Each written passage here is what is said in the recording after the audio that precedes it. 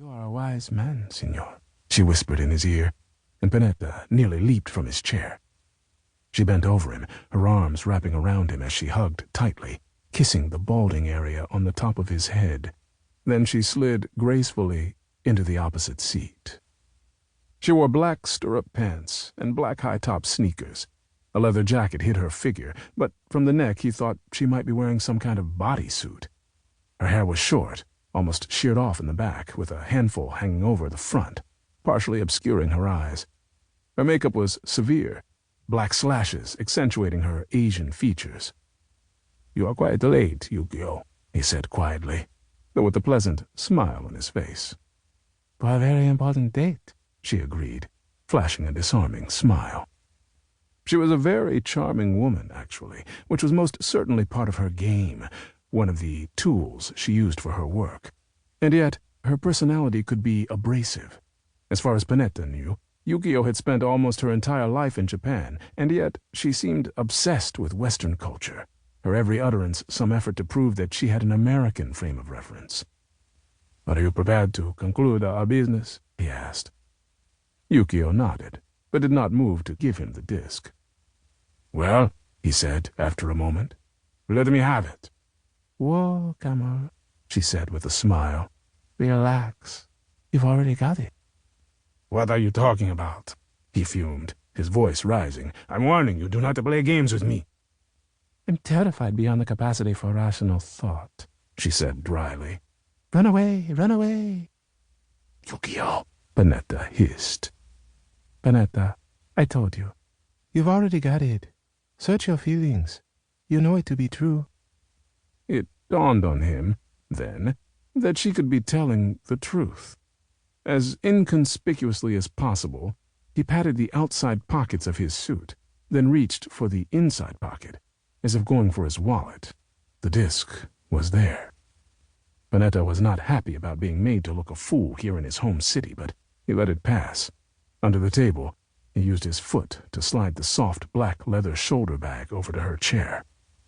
"I trust," he said, standing slowly, "that we will never see each other again." "Not unless you need me, sweetheart.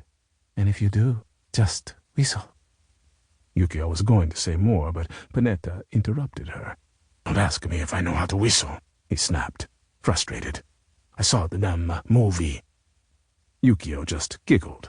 It was clear to him that she knew how annoying she could be. She'd mastered the art. Panetta huffed and reached for his wallet, planning to leave a few thousand lire to cover his drink. He looked up as he dropped the money on the table, but Yukio and the black bag were gone. He hadn't heard a sound. A constant lunatic rhythm echoed through Bullseye's brain, a rhythm produced to avoid thinking about him, the Red Man. That was unhealthy. The assassin had been shadowing Dario Panetta through the weaving alleys of Venice, across canals and through open archways. He was completely silent, and yet he had to muffle a small chuckle. Panetta had 4 bodyguards with him.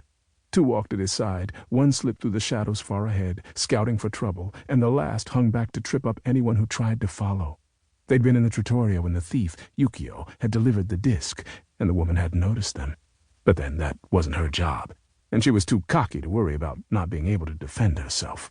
Bullseye admired her, in a way, and had no other quarrel with her, so he permitted her to leave the city alive.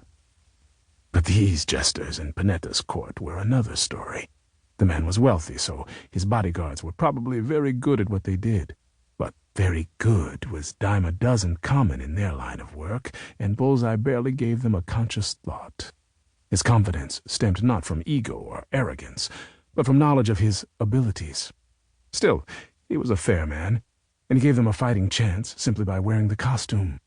He did, after all, have white on his hands, feet, and chest, which made him a target, even in the dark. Hell, he had a bullseye on his head, inviting them to take their shot. But they'd never even get a shot off. Panetta seemed more concerned about an ambush from the front, so he rarely glanced back to search the night for the guy batting the cleanup position on his team.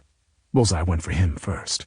He waited in the dark alley, barely 50 feet behind the bodyguard, who also sat in the pitch blackness watching Panetta and his sidemen cross a moonlit bridge over a